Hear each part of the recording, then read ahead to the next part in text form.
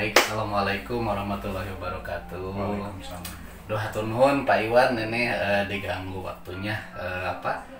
Ada sedikit mau berbagi pengalaman tentang bagaimana sih ini saya sebagai CGP ini ya yang dipimpin oleh Pak Iwan. Kita harus mewawancara, salah satunya adalah kepala sekolah sendiri begitu dalam hal ini. Nah, jadi dalam tugas ini saya sangat berterima kasih ketersediaannya Pak Iwan untuk diwawancara. Baik Pak Iwan nih, pertama perkenalkan diri Pak Iwan dulu. Saya Terima kasih. Perkenalkan, nama saya Dede Iwan Rubian, SSN SPD. Saya kepala sekolah TK Anahal. Kebetulan TK Anahal ada 2, di Kabupaten dan di Kota Bandung. Oke, siap. Dan saya termasuk salah satunya. Oke, ini ada beberapa pertanyaan nih sebagai panduan karena ingin kita itu berbagi sih dari pengalaman Pak Iwan ya sebagai kepala sekolah atau pemimpin di TK Anahal. Selama ini nih bagaimana Pak Iwan ini dapat mengidentifikasi ya kasus yang merupakan dilema etika atau bujukan moral begitu. Enggak sih. Tentang dilema etika, kemudian bujukan moral, itu tentunya kalau kita berbicara dengan dilema etika, kita harus mengacu kepada kejadian tertentu yang pernah kita alami gitu ya. Kalau secara teoritis kan pasti panjang lebar gitu kan, tapi kalau secara apa yang kita alami, kita dapat menjelaskan ya, secara gamblang gitu.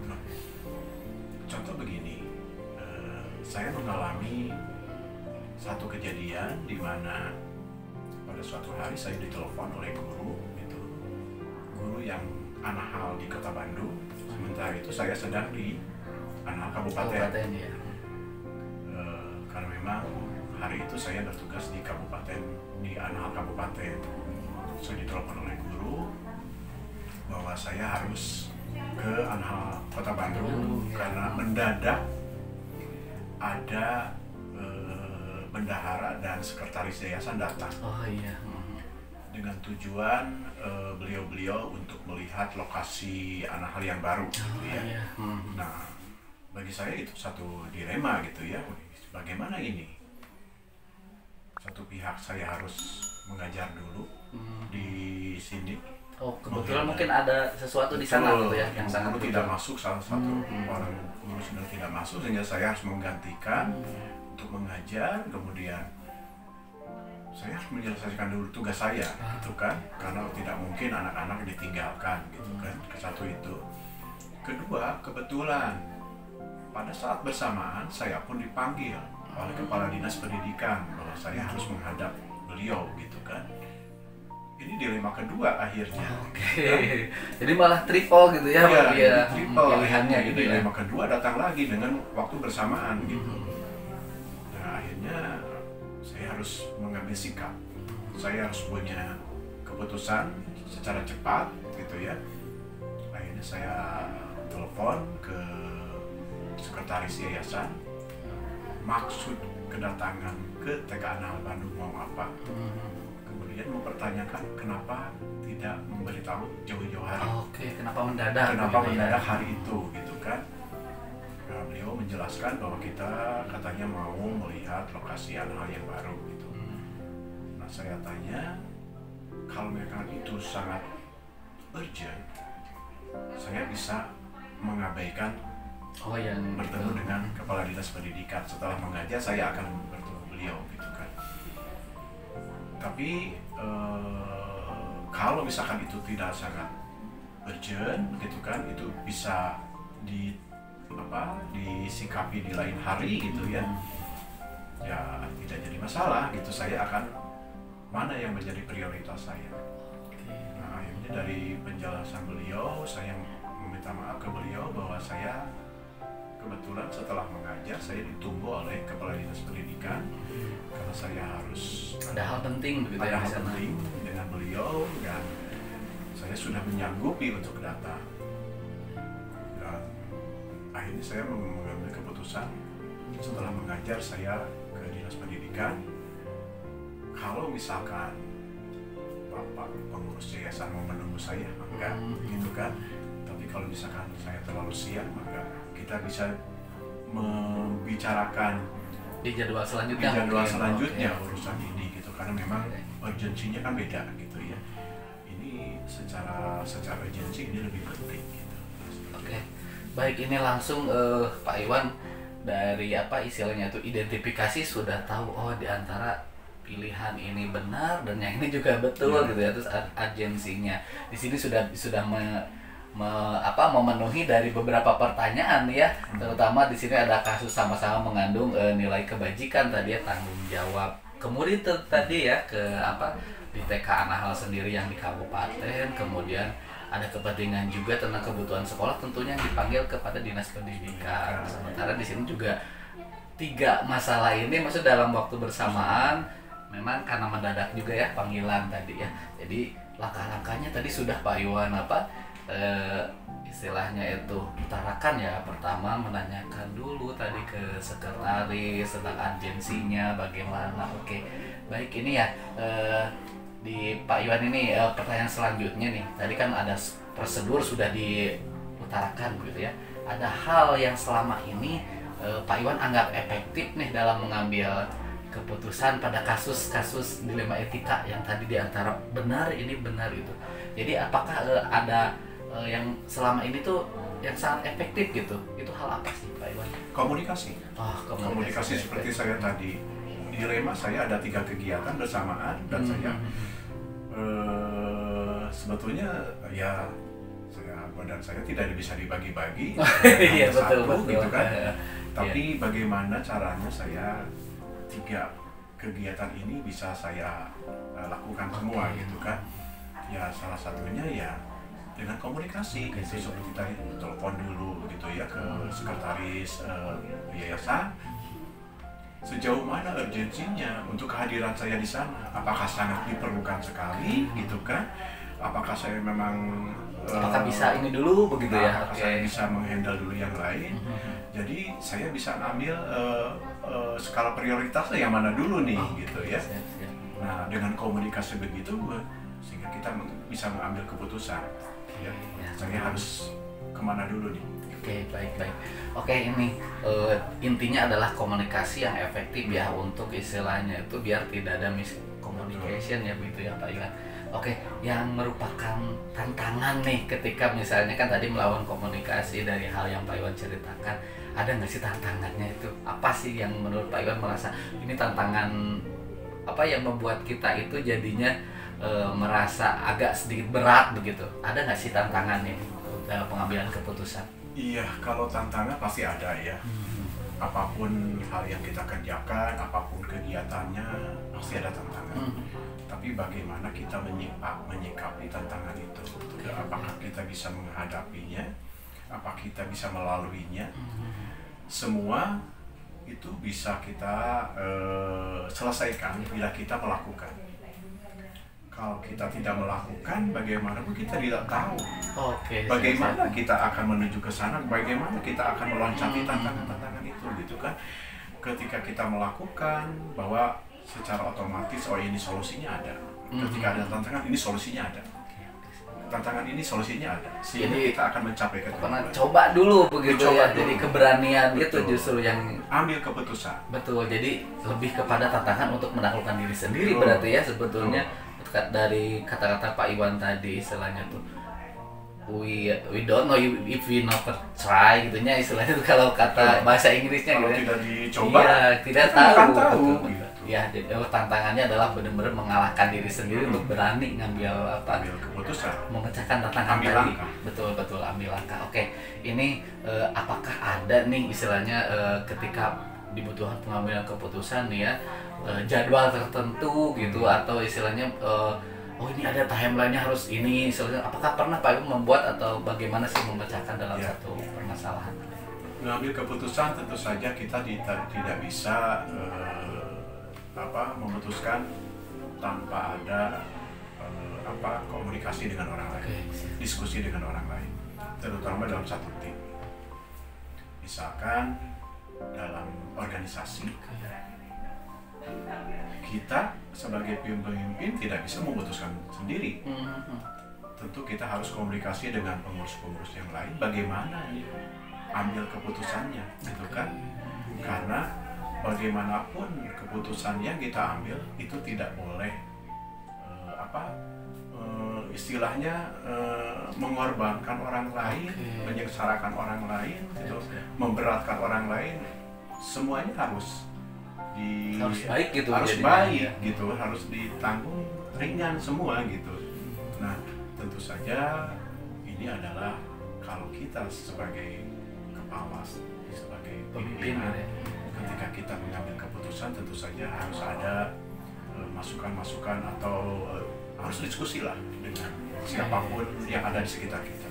Oke, jadi setiap keputusan akan diambil menurut Pak Iwan itu pasti membutuhkan waktu ya. Nah, mungkin tergantung juga apa masalahnya gitu ya. Tadi kata Pak Iwan, kalau masalah organisasi betul berembuk gitu ya kata Pak Iwan, pengambil keputusannya sehingga antara kepentingan pribadi, kepentingan organisasi atau halayak itu harus betul-betul sama-sama baik hasilnya gitu ya. Betul. Duh, hebat gitu ya dalam pengambilan keputusan gitu ya. Kemudian di sini ada pertanyaan lagi gitu ya, untuk apakah ada sih selama ini faktor yang mendukung atau seseorang yang membantu Pak Iwan dalam istilahnya itu memutuskan atau dalam cara mengambil keputusan tentang satu masalah, ada nggak gitu? Iya, pasti ada, pasti ada. Sebagai kepala sekolah kita ada guru-guru yang tidak bisa kita langkahi saja begitu saja. Kita harus mendengarkan pendapat mereka, harus melibatkan mereka dalam organisasi juga gitu. Kita sebagai kepala gitu ya, ketua organisasi, kita tidak bisa ngambil keputusan sendiri tanpa pengurus yang lain tahu. Nah, itu kan sama dengan menjolimi dong. Jadi semua harus dibicarakan. Jadi semuanya sama pribadi kalau kayak gitu, itu apa gunanya organisasi? Betul, gitu ya. Jadi memang kita harus ada semacam forum diskusi untuk memutuskan sesuatu hal. Oke, siap. Jadi di sini selalu melibatkan gitu ya, atau orang lain. Jadi kalau Pak Iwan sebagai kepala sekolah, kalau ini masalah tentang siswa atau ada peran serta guru, otomatis dilibatkan guru begitu ya. Karena tadi itu ya yang saya Pak Abi dengar itu terutama komunikasi begitu ya. Karena Pak Iwan yang di garis bawah itu komunikasi antara bawahan gitu kan, dan terbukti ya di sini Pak Iwan jadi ketua sampai diborong gitu ya, berarti dipercaya dengan istilahnya kinerjanya begitu ya.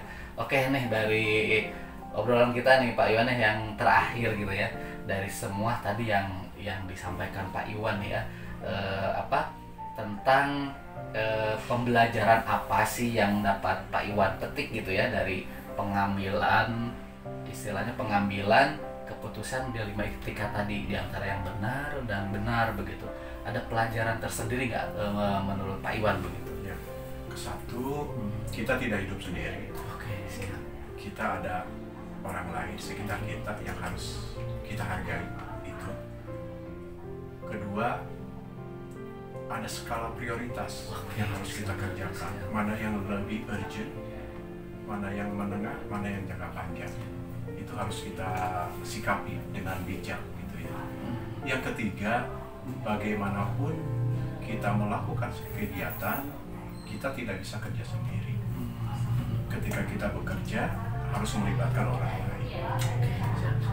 Jadi sebagai kepala sekolah memang harus seperti itu ya menurut Pak Iwan. Jadi pengalaman bahwa ini dengan pengambilan keputusan di 5 etika tersebut jadi menambah pengalaman Pak Iwan ya, untuk istilahnya untuk selalu sadar bahwa sebagai seorang pemimpin itu memang ya harus tidak bisa sendiri begitu ya. Terus intinya satu lagi, berilah kepercayaan kepada orang lain. Oke, itu ya, betul. Supaya orang lain juga percaya kepada kita. Berilah kepercayaan orang lain untuk mengerjakan sesuatu hal yang kira-kira itu mampu dia kerjakan. Oke, siap. Aduh, terima kasih ya Pak Iwan atas waktunya nih sudah untuk kegiatan ini ya. Semoga Pak Abi lulus ya Pak Iwan. Amin. Berharap Pak Abi lulus dengan hasil maksimal. Amin, atur nuhun ya Pak Iwan sekali Sama-sama. lagi ya, pengalamannya sangat banyak gitu ya tentang apa itu, tentang cara mengambil keputusan yang tepat tadi ya, tentang melibatkan seorang, kemudian komunikasi yang harus dijalin secara baik sehingga semua keputusan tadi yang Pak Abi tangkap itu semuanya berjalan dengan baik gitu ya. Jadi tidak ada masalah, baik itu tadi ke yayasan, ke dinas pendidikan, terutama tadi ke guru yang nggak masuk juga. Jadi yang ini istilahnya tidak terbengkalai, yang ini terpenuhi, dan ke yayasan pun istilahnya baik hubungannya. Oke, baik, terima kasih Pak Iwan Terima kasih, atas Pak Abi. waktunya. Sukses. Ya, amin. CGP lulus dengan hasil Siap. maksimal, tetap sehat. Amin. Semangat terus. Semangat ya, amin ya Allah, semangat. Oke, hatur nuhun ya Pak Iwan. Sami-sami. Oke, itu dari Pak Iwan, kepala sekolah saya sendiri ya, untuk bincang bagaimana beliau mengambil keputusan tadi, cara-cara dari pengalaman beliau. Semoga bermanfaat ya untuk nanti. Ini boleh nggak Pak Iwan, saya minta izin dulu untuk tayang gitu di media sosial, boleh? Alhamdulillah, silahkan. Oke, alhamdulillah ya, saya sudah minta maaf izin. Oke, itu dari wawancara saya dengan Kepala Sekolah TK Anahal. Saya pribadi Asep Koswara, termasuk salah satu gurunya. Assalamualaikum warahmatullahi wabarakatuh. Waalaikumsalam warahmatullahi wabarakatuh.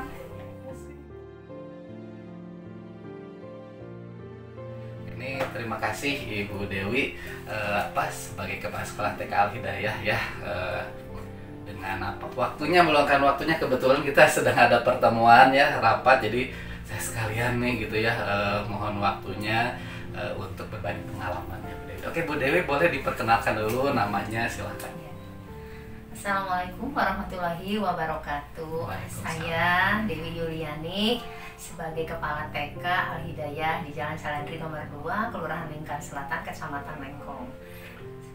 Oke, siap. Kita akan mulai ini tentang berbagi pengalaman ya, tentang bagaimana selama ini Bu Dewi sebagai Kepala Sekolah TK Al Hidayah ini menyelesaikan masalah.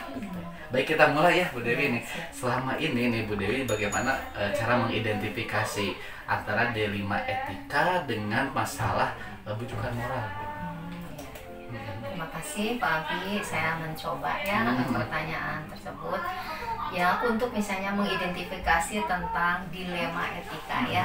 Kalau saya itu menganalisis dulu kira-kira mana yang lebih penting, yang misalnya kepentingannya itu untuk hal yang banyak ya. Kemudian apa manfaatnya dari itu, dari kegiatan tersebut, apakah bisa diwakilkan atau tidak. Kalau misalnya tidak bisa sama sekali diwakilkan, ya kita ambil ya.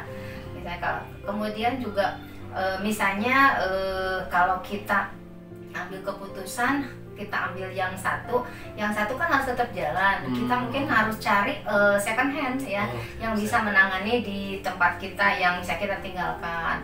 Kemudian kita briefing dulu, kita juga sebelumnya sih kita minta dulu saran dari teman-teman guru, atau kita koordinasi dulu dengan pihak yayasan seperti itu. Baik, itu udah masuk di 5 etika ya istilahnya. Nah, pernah sebutkan pengalaman gitu, contohnya begitu?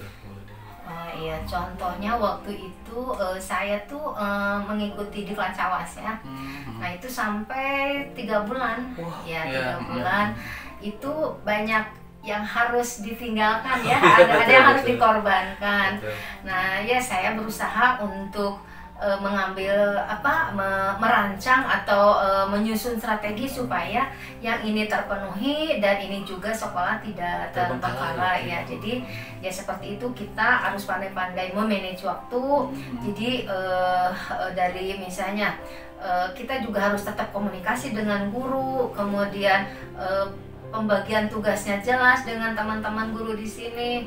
Kemudian tugas juga yang diberikan oleh pengajar diklat ke kami, ya kita juga harus di-manage sedemikian rupa supaya tidak mengganggu acara sekolah atau yang lainnya, seperti itu. Oke, baik. Wah, kompleks ya kalau kayak gitu. 3 bulan harus pasti meninggalkan dan konsen begitu ya. Masya Allah ya. Di sini ada langkah-langkah tadi ya, ada beberapa yang sudah Bu Dewi utarakan. Pertama harus komunikasi, itu sudah disebutkan tadi ya. dan bagaimana sih si tugas itu juga tetap selesai, sekolah tidak terbengkalai. Keren gitu ya. Nih, apakah ada hal yang dianggap efektif nih mengambil keputusan tersebut itu? Hal yang paling menurut Bu Dewi ini efektif nih untuk menyelesaikan ini, sehingga tadi didapat di sini jalan, di sini juga jalan begitu.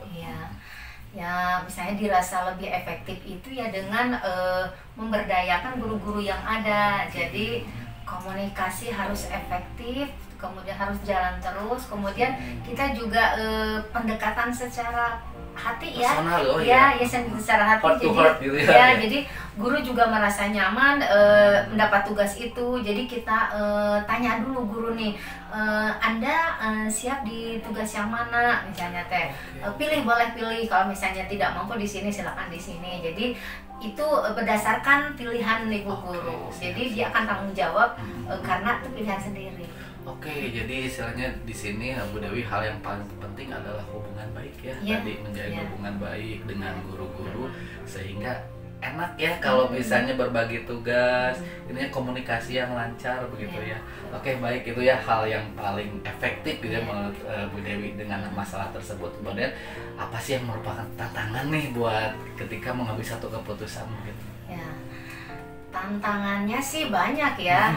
Ya itu, jadi pertama juga kalau kita mau ngambil keputusan tuh pasti ini ada yang dikorbankan. Saya harus berani mengambil sikap ya, mengambil resiko. Kemudian juga ya pasti ada seseorang atau siapa yang terabaikan, pasti ada jadi masalah ya, pasti ada yang kecewa. Nah itu harus kita berpikir bagaimana nih cara supaya mereka tidak merasa terabaikan gitu ya. Kita berikan pemahaman bahwa seperti inilah gitu, tugas kita. Jadi mohon dukungannya, mungkin ini hanya untuk sementara saja seperti itu. Oke, jadi tantangan memang pasti ada tapi kita tetap, tadi Bu Dewi bilang ya pasti ada yang dikorbankan, tapi bagaimana cara tadi dengan istilahnya sowan, dengan komunikasi, dengan memberi kepercayaan ke guru tadi kata Bu Dewi. Kemudian juga orang tua suka komplain ke Bu Dewi. Tiba-tiba pagi-pagi ada, siangnya nggak ada. Kita juga sebelumnya komunikasi dengan orang tua murid bahwa kami sekarang sedang ada tugas ini dari Dinas Pendidikan. Mohon pengertiannya, untuk sementara saya tidak dulu aktif. Kita gandeng dulu POMG ya untuk menghandle permasalahan yang ada di sekolah. Wah, hebat ya, maksudnya tuh dengan tujuan tadi ya. Selain ke pengurus atau ke guru, ke yayasan, nanti orang tua pun harus dilibatkan. Daripada jadi sudon gitu ya. Kan kita tuh jadi kan kita mah kayak jualan ya, kalau misalnya mereka kan pembeli, jadi kita harus menyenangkan pembeli bagaimana gitu. Waduh, ini benar-benar customer service ya, jadi harus menyenangkan bagaimana perlakukan biar semuanya baik. Konsumennya. Oke, siap.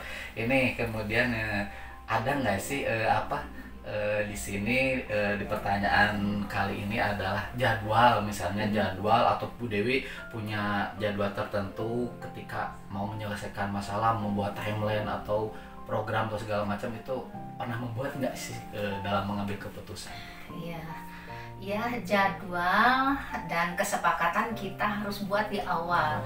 Jadi kita komunikasikan dengan guru, mau ada acara ini atau ada tugas ini, yuk sekarang kita bikin rencana timeline ya, seperti itu. Misalnya yuk kita buat untuk minggu pertama, minggu kedua, minggu ketiga, jadi seperti itu. Jadi direncanakan dari awal-awal sebelum. Jadi teratur dengan melibatkan guru-guru. Iya, karena guru juga punya pemikiran yang cerdas ya. Jadi jangan dari atas, nanti kan dia menerimanya nggak enak. Jadi kalau kita yuk gali seperti ini, mungkin mereka juga lebih banyak ide-ide pendapat begitu ya. Oke.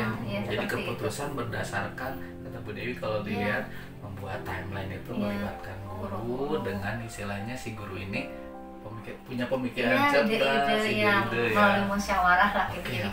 Seperti itu. Wah, hebatnya ya kalau di sini banyak pengalaman yang saya dapat ya. Oke, ini apakah ada sih faktor pendukung atau misalnya seseorang yang ketika Bu Dewi memutuskan sesuatu itu sangat sekali membantu? Iya, tentunya ada ya.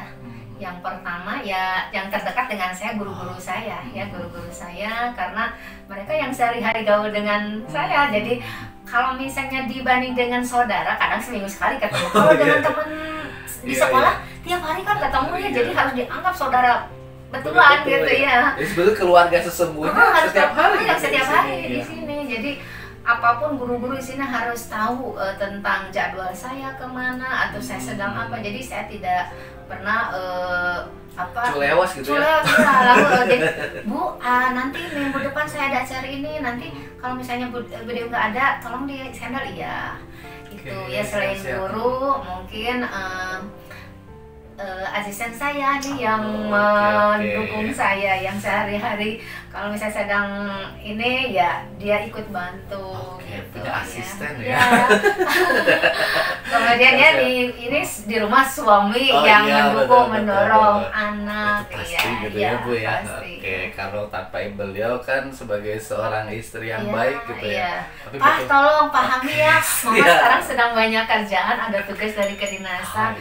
Iya siap, nanti mereka bisa bantu apanya gitu. Oke, wah keren ya. Jadi Bebek juga dilibatkan begitu ya, sangat berperan betul ya. Sebagai yang sudah berkeluarga, dukungan terutama yang paling mendukung keluarga, alhamdulillah ya, komunikasinya bagus. Kemudian nih yang terakhir nih Bu Dewi yaitu dari tadi yang disampaikan nih Bu Dewi gitu ya, itu sudah berbagi pengalaman tentang pengambilan keputusan begitu. Adakah pembelajaran yang selama ini didapat dari pengambilan keputusan gitu? Pembelajaran yang didapat banyak ya, semuanya pasti ada hikmah ya, ada pembelajaran yang diambil. Yang pertama, saya harus belajar memprioritaskan apa yang lebih penting ya. Yang kedua, punya pemikiran bahwa semua keputusan yang diambil pasti menuai konsekuensi, ada resiko ya.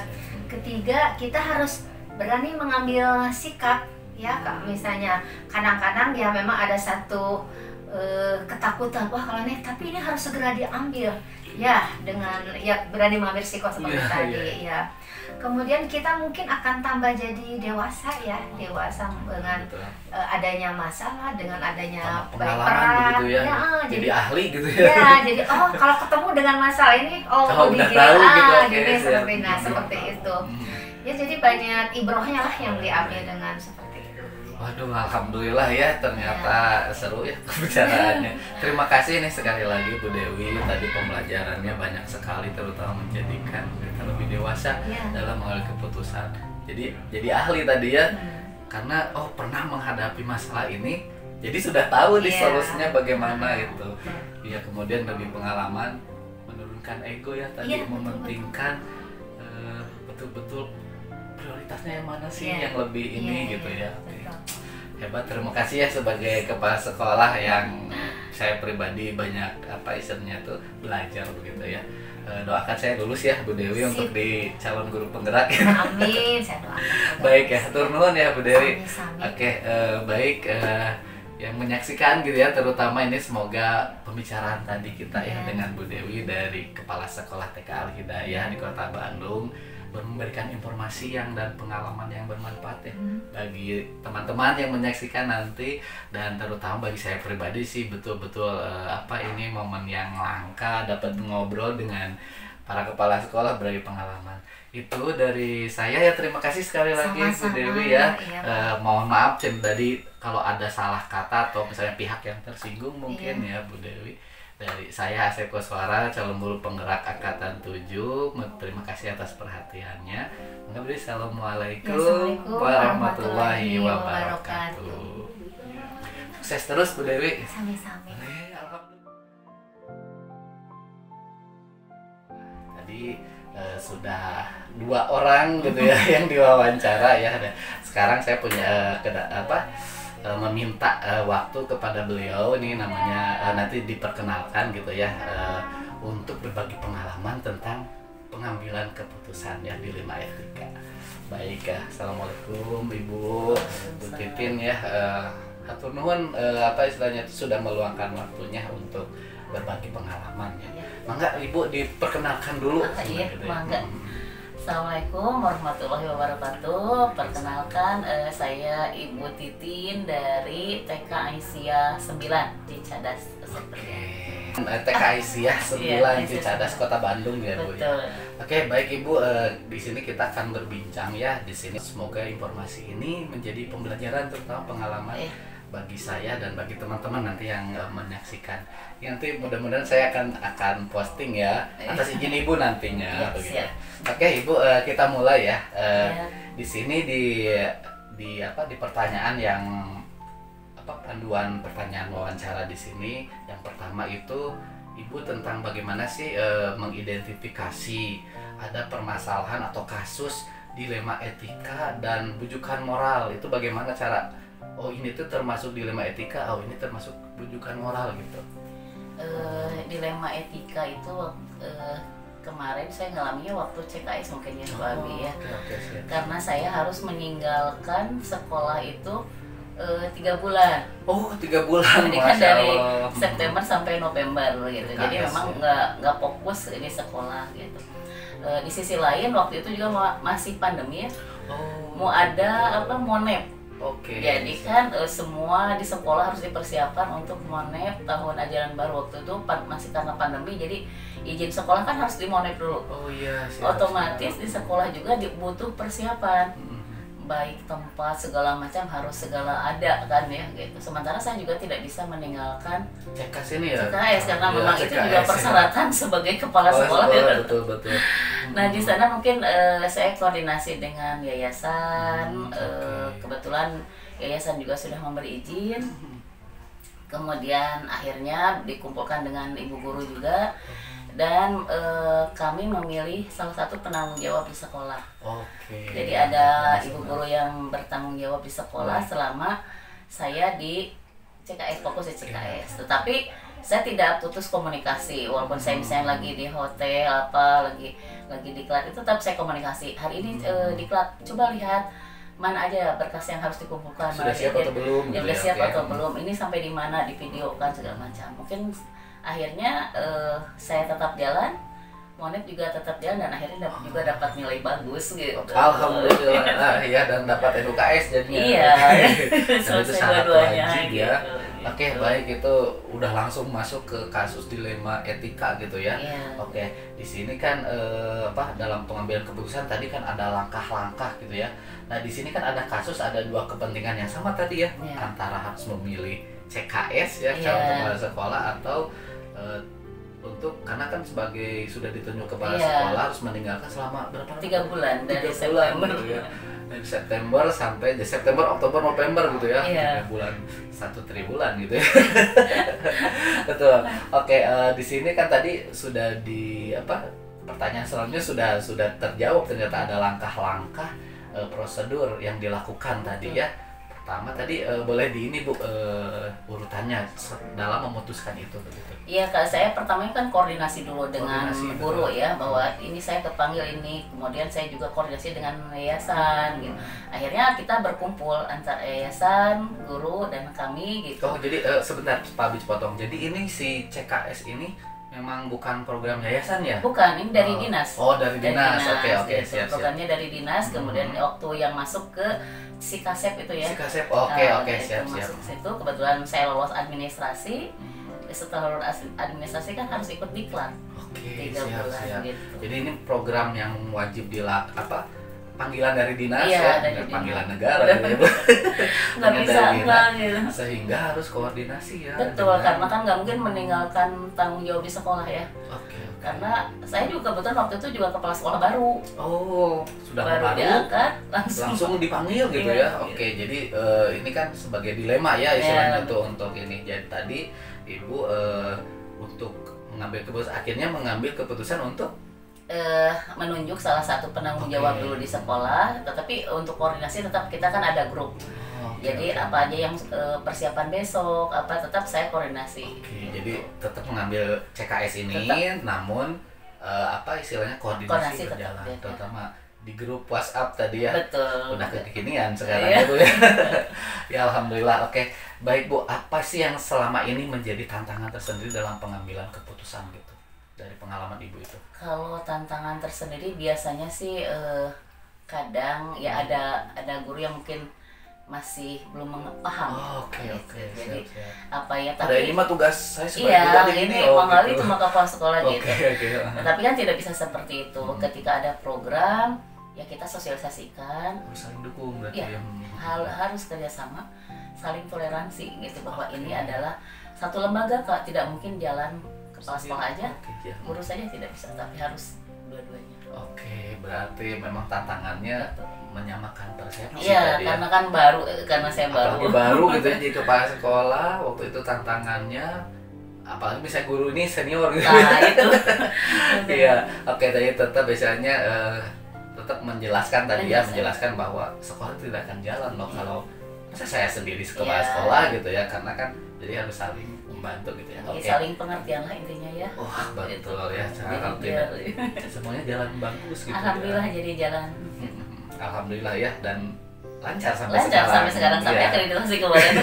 Alhamdulillah akreditasinya pun unggul, keren. Ya keren. Oke, siap Bu. Ini apakah ketika waktu itu mau ketika permasalahan dilema etika, penyelesaian masalahnya itu apakah ada jadwal tertentu sih atau langsung diselesaikan saat itu juga? Karena kalau jadwal kan kita tidak terpatok ya. Cuma kalau misalnya ada pemberitahuan kayak kemarin itu, ya kita harus selesai segera. Ya nggak bisa menunggu gitu. Kalau ada masalah kita memang tidak hari itu, tapi bisa kita besoknya atau apa. Jadi kita rundingannya. Jadi ada perundingan dulu. Ada perundingan dulu. Oke, tadi kan komunikasi dengan yayasan tadi ya, rapat, kemudian belum menyelesaikan guru yang tidak sepaham gitu ya, apalagi baru gitu ya. Nah, Oke. gitu. Tentu Ibu membuat ini prosedur dulu Iya, gitu iya, ya. kita nyiapin langkahnya, misalnya oh ini kira-kira begini dulu, ini begini dulu gitu. Dengan melibatkan Yayasan dan guru juga. Oke, ya. Adakah nih tadi ya dari sudah berkomunikasi jadwal langkah seseorang nih atau faktor yang mendukung istilahnya selama ini ketika Ibu menyelesaikan satu atau mengambil keputusan gitu yang mendukung gitu? Suami. Oh, suami. Saya tuh sering nangis, sering curhat suami. Ya, kepala rumah tangga Iya, gitu ya. betul. Oke. Jadi, ya. beliau yang selalu menguatkan, jangan cengeng, Oke. sabar, jangan nyerah gitu. Wah, sangat jadi iri saya. Jadi Betul, makanya saya my love gitu kan. Oke, Jadi oke. beliau yang ini betul-betul Ya. sampai sekarang saya bisa bertahan. Saya udah berkali-kali mau mundur soalnya. Masya Allah, jadi peran suami ya terutama yang paling berperan dalam hal ini gitu ya, Iya. dalam pengambilan keputusan. Sering nangis tapi dikuatkan. Ya, dukungan dari keren. suami untuk terus berkarya gitu ya, itu Jangan betul-betul. cengeng, aduh, Masya Allah, sudah terbayang romantisnya nih Bu. Oke, baik Ibu, terima kasih ya dari semua tadi ya yang pengalaman Ibu yang sudah kita share tadi dibicarakan yang berbincang. Apa sih ada pembelajaran yang dapat diambil gitu dari pengalaman Ibu mengambil keputusan ini gitu? Ya, kalau yang setelah ini ke belakang ya, jadi kalau yang saya rasakan saya bisa lebih bijak mungkin ya. Lebih bijak, bisa saling toleransi, saling menghargai gitu. Jadi tidak ngotot, Empati gitu ya. Oke. tidak ngotot. Sekalipun kita punya program bagus, tapi kalau belum bisa diterima kan nggak mungkin ya. Oh iya. Jadi harus pelan-pelan, dan ketika sudah kita bersikap bijak dan mereka juga akan bijak, itu akan jalan. Oke, jadi timbal balik yang positif. Betul. Ya. Oke, baik. Jadi pembelajaran yang dapat dari Ibu pengalaman itu menjadikan lebih bijak ya Lebih dalam bijak, mengambil ya. keputusan. Tadi kata Ibu, walaupun kita sudah punya program bagus, tapi percuma kalau nggak dapat dukungan gitu Iya. ya. Kalau gurung gusuh gitu ya, jadi harus pelan-pelan Iya, tadi ya. pelan-pelan. Oke. Aduh, terima kasih sekali sharingnya Bu Sama-sama, Titin ya. Pak Abi. Semoga tambah sukses dan Amin, lancar sama terus ya. Pak Abi juga sama sukses. Semoga saya lulus gitu. Amin. Pasti Baik. lulus. Insya Allah, terima kasih atas kesempatannya ya. Saya benar-benar beribu terima kasih. Kita ketemu kebetulan sedang ada rapat Iya, kepala betul. sekolah ya di satu organisasi, jadi momen ini tidak Iya, tidak disia-siakan ya. sia-siakan ya. Saya langsung bukan dipaksa ya Bu, tapi Enggak, dipaksa sih. enggak. Tapi alhamdulillah orang-orangnya itu dia tadi komunikasi lagi gitu ya. Terus saya pun meminta dengan cara kita menyelesaikan masalah atau mengambil keputusan itu tergantung kita ya. Baik, alhamdulillah begitu pembicaraan saya kali ini dengan Kepala Sekolah TK Aisyah 9 ya Cicadas dari Kota Bandung. Semoga ini tadi berbagai pengalaman sangat bermanfaat ya, terutama ini bagi kepala sekolah ke sekolah ibu-ibu, bahwa dukungan suami itu yang paling utama kalau dari Bu Titin ya. Baik Bu Titin, kita pamitan ya. Terima kasih, mohon maaf atas segala kekurangannya atau salah ucap ya Bu Titin ya. Billahi taufiq wal hidayah. Assalamualaikum warahmatullahi wabarakatuh. Ya, terima kasih.